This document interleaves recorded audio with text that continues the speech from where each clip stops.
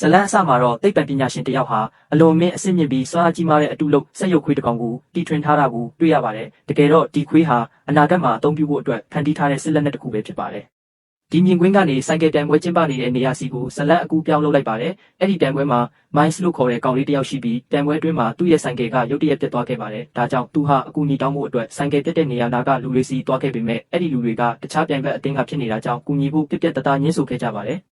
အဲ့ဒီအချိန်မှာပဲဆာယာလို့ခေါ်တဲ့မိန်းကလေးတစ်ယောက်ရောက်လာပြီး Miles ရဲ့ဆိုင်ကယ်မှာတက်ဆင်ဖို့အတွက်ဆိုင်ကယ်ချင်းကျိုးတစ်ချောင်းပေးခဲ့ပါတယ်။ဒါကြောင့် Miles ဟာဆိုင်ကယ်ပြိုင်ပွဲကိုပြန်လည်စတင်နိုင်ခဲ့ပြီးကံကောင်းထောက်မှစွာနဲ့ပွဲမှာအနိုင်ရရှိသွားခဲ့ပါတယ်။ဒါကိုမြင်တော့ကောင်လေးတစ်ယောက်က Miles အနားကိုဒေါသတကြီးရောက်လာပြီးဒီညငါအိမ်မှာပါတီရှိတယ်မင်းကိုအဲ့ဒီမှာစောင့်နေမယ်လို့ပြောသွားပါတယ်။ Miles ကအဲ့ဒီကောင်လေးကိုလုံးဝသဘောမကျသလိုပါတီကိုလည်းမသွားချင်ပါဘူး။ဒါပေမဲ့ဆာလာလည်းအဲ့ဒီပါတီကိုလာမယ်ဆိုတာသိလိုက်ရတဲ့အတွက် Miles တယောက်ညဘက်မှာအဲ့ဒီကောင်လေးရဲ့အိမ်ကိုရောက်သွားခဲ့ပါတယ်။ပါတီကိုရောက်တဲ့အခါဆန်လို့ခေါ်တဲ့အဲ့ဒီကောင်လေးဟာရိုင်းရိုင်းဆိုင်ဆိုင်ပြုမှုနေတာကို Miles တွေ့လိုက်ရပါတယ်။ဆန်ဟာပျော်စရာအမှတ်နဲ့အရာရာကိုမီးရှို့ဆော့ကစားနေတတ်ပြီးဒီပြုမှုကို Miles လုံးဝသဘောမကျပါဘူး။ Miles အတွက်ပါတီကပြင်းစရာကောင်းနေတာကြောင့်သူဟာဆန်ရဲ့ဆိုင်ကယ်တွေစုဆောင်းထားတဲ့နေရာဘက်ကိုထွက်လာခဲ့ပါတယ်။သူ့နောက်ကိုဆာလာလည်းလိုက်လာခဲ့ပြီးဒင်းတို့နှစ်ယောက်စကားတွေပြောဖြစ်ခဲ့ကြပါတယ်။နောက်တစ်မြင်ကွင်းမှာတော့ Miles ဟာသူ့အဖေနဲ့အတူထိုင်နေပြီးကျွန်တော်တို့တွေရန်စင်းရတာပဲကျွန်တော်မှပတ်စံလို့တယ်ဒါကြောင့်တခြားတစ်ခုခုထပ်လုပ်ချင်တယ်လို့ပြောနေတာကိုတွေ့ရပါတယ်အဲ့ဒီနောက်မှာတော့စစ်တပ်သုံးစက်ရုပ်ခွေးရကိုတီထွင်ခဲ့တဲ့သိပ္ပံပညာရှင်ကြီးစီမြင်ကွင်းပြောင်းသွားပါတယ်အဲ့ဒီသိပ္ပံပညာရှင်ဟာအလွန်စိတ်ပူပန်နေပါတယ်အကြောင်းရင်းကတော့သူတီထွင်ထားတဲ့စက်ရုပ်ခွေးထွက်ပြေးလွတ်မြောက်သွားလို့ပဲဖြစ်ပါတယ်အဲ့ဒီအချိန်မှာပဲသူစီစစ်တပ်ကဖုန်းခေါ်ဆိုလာပြီးမင်းဟာတရားမဝင်လက်နက်ကိုတီထွင်ခဲ့တာဖြစ်တယ်အကယ်၍ဒီခွေးကိုငါတို့မိရင်အစိုးရကသိမ်းပိုက်မှာဖြစ်ပြီးမင်းကိုလုံးဝပြန်ပေးမှာမဟုတ်ဘူးလို့တတိပေးပါတယ်ဒါကိုကြားရတဲ့အခါသိပ္ပံပညာရှင်ကကောင်းပါပြီကျွန်တော်ကိုနှစ်ရက်ပဲအချိန်ပေးပါပြီးရင်ဒီခွေးကိုအစိုးရလက်ထဲလွှဲပြောင်းပေးပါမယ်လို့ပြန်ပြောခဲ့ရပါတယ်သူဟာတရားမဝင်အလုပ်လုပ်ခဲ့မိတာကြောင့်ဒီလိုပဲသဘောတူလိုက်ရပါတယ်တစ်ဖက်မှာတော့ဆန်နဲ့ Miles တို့ကိုပြန်တွေ့ရပါတယ်ဆန်က Miles ကိုငါတို့တွေတောင်ကုန်းပေါ်သွားကြမလို့အဲ့ဒီမှာဆိုင်ကယ်ပြန်ရင်ပျော်ပျော်ပပဆော့ကြမယ်ဗီဒီယိုတွေလည်းရိုက်ကြမှာမလို့မင်းလာချင်းရင်လာခဲ့ပါလို့ဖိတ်ခေါ်ပါတယ် Miles ကလည်းလူတွေရဲ့အတိမတ်ပြုမှုကိုလိုချင်နေပြီးပတ်စံလည်းအရန်လိုနေတာကြောင့်ဆန်ရဲ့စကားကိုယုံကားလိုက်သွားခဲ့ပါတယ်တောင်ကုန်းပေါ်ရောက်တဲ့အခါဆန်နဲ့ Miles တို့စကားပြောနေတော့မှပဲဆန်ရဲ့တငယ်ချင်းတွေက Miles ရဲ့ဆိုင်ကယ်ထဲကိုခိုးကြောင်ခိုးဝက်နဲ့အေးတို့မဟုတ်အရေးတစ်မျိုးလောင်းထည့်လိုက်ပါတယ်ဒါဟာ Miles ဆိုင်ကယ်မောင်းတဲ့အခါဒါမှမဟုတ် stunt ထွင်တဲ့အခါအဆင်မပြေဖြစ်စေဖို့ဖြစ်ပြီး Miles အတွက်အလွန်အန္တရာယ်များတဲ့လုပ်ရဖြစ်ပါတယ်ဆန်ရဲ့ရည်ရွယ်ချက်က Miles ကိုလူတကာရှိမှအဆက်ခွဲဖို့ပဲဖြစ်ပါတယ်အဲ့ဒီနောက်အားလုံးကသူတို့ရဲ့ဆိုင်ကယ်စတန်တွေကိုအလှည့်ကျပြသကြပါတယ်ဒါပေမဲ့ Miles အလှည့်ရောက်တဲ့အခါမှာတော့စတန်လုံရင်ဆိုင်ကယ်ပေါ်ကနေအပြင်းထန်ပြုတ်ကျသွားခဲ့ပါတယ်ဒါကြောင့်သူ့ရဲ့ဆိုင်ကယ်လည်းတော်တော်ပျက်စီးသွားတယ်လို့သူကိုယ်တိုင်လည်းဒဏ်ရာအပြင်းထန်ရသွားခဲ့ပါတယ်ဒါတင်မကသေးပဲဆန်ဟာရုပ်မာတဲ့အလုပ်တစ်ခုကိုထပ်လုပ်ပါတယ်သူဟာ Miles အနာကိုသွားပြီးအဆင်ပြေရလားလို့တော့မမေးပဲ Miles ကိုအဲ့ဒီအတိုင်းပစ်ထားခဲ့ပြီးထွက်သွားခဲ့ပါတယ်ဒီလုပ်ရက်ကြောင့် Miles ဟာအလွန်ဝမ်းနည်းစိတ်ပြတ်သွားပါတယ်သူဟာအာတင်ဘီထရက်ကဆိုင်ကယ်ကိုပြန်နှုတ်ဖို့ကြိုးစားပါတယ်ဒါပေမဲ့မထွက်ခွာနိုင်ခင်မှာပဲအရှိကကွန်တိန်နာဘုံကြီးထဲကနေထူးဆန်းတဲ့အတန်တွေထွက်ပေါ်လာတာကိုသတိထားမိသွားပါတယ်။မိုင်းစ်ဟာအဲ့ဒီကွန်တိန်နာနာကိုသွားပြီးအထဲကိုချောင်းကြည့်လိုက်တဲ့အခါထူးဆန်းတဲ့အရာတစ်ခုကိုတွေ့လိုက်ရပါတယ်။အဲ့ဒါကတော့တခြားမဟုတ်ပဲထွက်ပြေးလာတဲ့စက်ရုပ်ခွေးပဲဖြစ်ပါတယ်။အကလစ်အော်ဟာမိုင်းစ်ကိုမြင်မြင်ချင်းသူ့နောက်ကိုလိုက်လံတိုက်ခိုက်ပါတယ်။မိုင်းစ်လည်းကြောက်လက်တကြားနဲ့ဆိုင်ကယ်ကိုအချိန်ပြင်းပြင်းမောင်းပြေးပါတယ်။သူဟာအလောတကြီးမောင်းပြေးနေရတာကြောင့်အရှိကအတားအဆီးတွေကိုသတိမထားမိပဲသူ့ရဲ့လိုက်လံဖမ်းဆီးမှုအောက်မှာပဲဆိုင်ကယ်မောက်ပြီးထက်မှန်လဲကျသွားပါတယ်။အချိန်ပြင်းပြင်းလိုက်လာတဲ့သူလည်းအချိန်မထိန်နိုင်ပဲအောက်ကိုပြုတ်ကျသွားခဲ့ပါတယ်။ပြုတ်ကျသွားတာကိုမြင်တော့ Miles ကတနာသွားပါတယ် Miles ဟာစိတ်နှလုံးကောင်းရှိသူဖြစ်တာကြောင့်ငါစောအနာကိုကတ်သွားပြီးကြည့်လိုက်တဲ့အခါဒါဟာခွေးပုံတံဆက်ရုပ်တရုပ်ဖြစ်နေတာကိုသိလိုက်ရပါတယ် Miles ကကျေးဇူးပြုပြီးမကြောက်ပါနဲ့ငါမင်းကိုအနေနဲ့မပြုပါဘူးငါမင်းကိုပြုပြင်ပေးမယ်လို့ပြောပါတယ်သူဟာဆက်ရုပ်ကိုစစ်ဆေးကြည့်ရင်းဟာသူ့ရဲ့ကိုယ်ထဲမှာစူးဝင်နေတဲ့တန်ချောင်းရာတစ်ခုကိုဆွဲထုတ်ပေးလိုက်ပါတယ်ဒါဟာဆက်ရုပ်အတွက်အလွန်နာကျင်စရာကောင်းပေမဲ့တန်ချောင်းကျွတ်သွားတဲ့အခါအော်တက်တာသွားခဲ့ပါတယ်ဆက်ရုပ်ခွေးဟာ Miles ကိုကျေးဇူးတင်တဲ့အမူအရာနဲ့ချစ်ခင်ပြလာပါတယ် Miles ဟာဒီဆက်ရုပ်ဟာတီထွင်တဲ့နေရာကနေထွက်ပြေးလာတာဖြစ်ကြောင်းနဲ့အကြောင်းရင်းတစ်ခုခုရှိလိမ့်မယ်ဆိုတာရိပ်မိသွားပါတယ်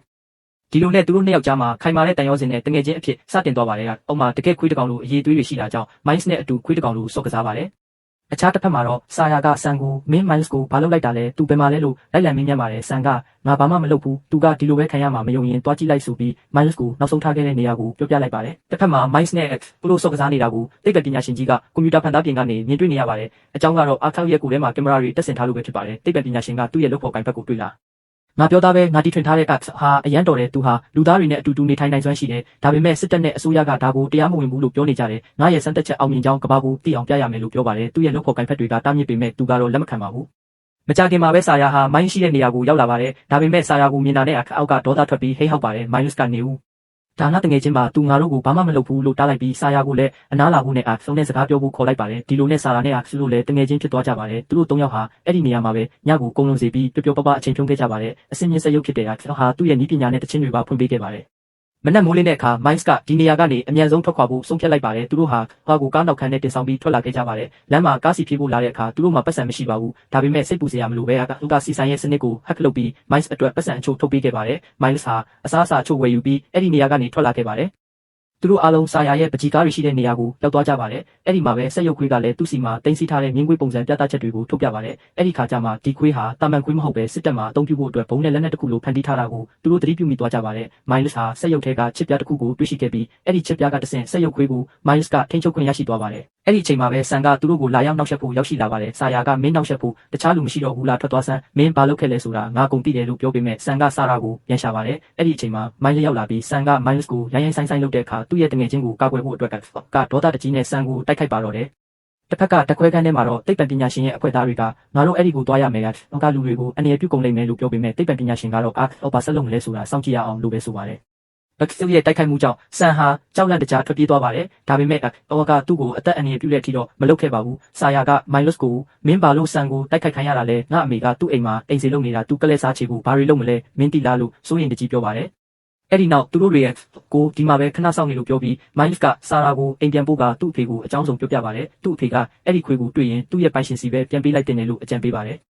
အခြားတစ်ဖက်မှာတော့ဆန်ဟာအလွန်ဒေါသထွက်နေပြီးအုပ်ကိုမီးရှို့ဖျက်ဆီးဖို့စီစဉ်ပါတယ်သူဟာဖြစ်ရှိတဲ့နေရာကိုတွားပြီးပတ်လည်မှာ73စီတွေပပြန်းကမီးရှို့လိုက်ပြီးအဲ့ဒီဗီဒီယိုကိုဆာယာစီပို့လိုက်ပါတယ်ဗီဒီယိုကိုမြင်တာနဲ့ဆာရာနဲ့ Miles တို့ဟာအဲ့ဒီနေရာကိုချက်ချင်းပြေးလာခဲ့ကြပါတယ်ဒါပေမဲ့သူတို့ရောက်တဲ့အချိန်မှာတနာစရာဟာမီးလောင်ကျွမ်းခံထားရပါပြီ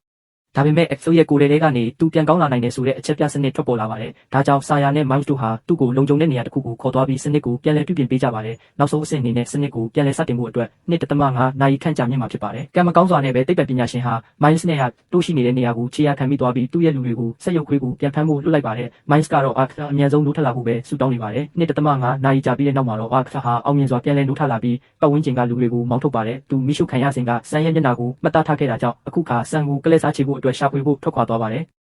ကောင်ဟာဆန်ရှိတဲ့နေရာကိုရောက်သွားပြီးတိုက်ခိုက်ပါတယ်။ဆန်ကလည်းသူ့အမြဲတုံးနေကြမီးတောင်မှုဆက်နဲ့ဟွာကိုပြန်လဲခုခံပြီးမဲ့ဆောကတော့လုံးဝမကြောက်တော့ပါဘူး။ကံကောင်းထောက်မှစွာနဲ့ပဲဆန်ရဲ့မီးမုတ်ဆက်ထဲကလောင်စာစီကုန်သွားခဲ့ပါတယ်။ဒါကြောင့်ဒေါသထွက်နေတဲ့ဟာဆန်ကိုအပြက်ရှင်းဖို့အနာတိုးသွားစင်မှာပဲ Miles နဲ့ဆာယာတို့ရောက်လာပြီးမင်းဟာခွေးလိမ္မာလေးပဲခွေးလိမ္မာတွေကဒီလိုမလုပ်ဘူးဆိုပြီးတားဆီးလိုက်ပါတယ်။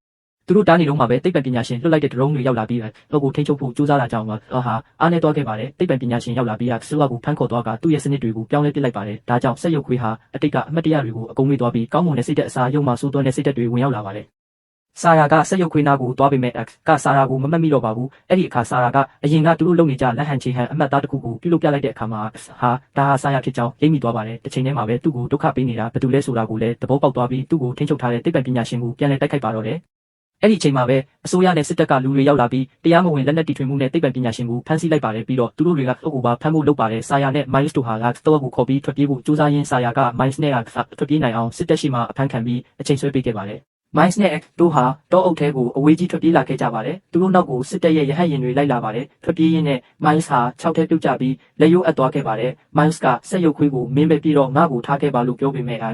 Miles ကိုပြစ်မသွားချင်ပါဘူး။ဒါပေမဲ့ Miles ကအတင်းတိုက်တွန်းတာကြောင့်နောက်ဆုံးမှာတော့အရှိန်ဟုန်နဲ့ထွက်ပြေးသွားပါတယ်။သူ့နောက်ကိုရဟတ်ယာဉ်တွေနဲ့ဒရုန်းတွေဝိုင်းပတ်ပိတ်ဆို့လာတဲ့အခ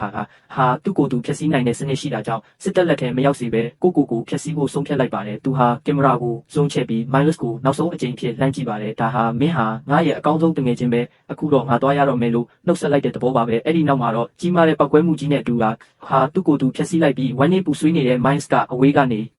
ကြည့်ကြံခဲ့ပါတယ်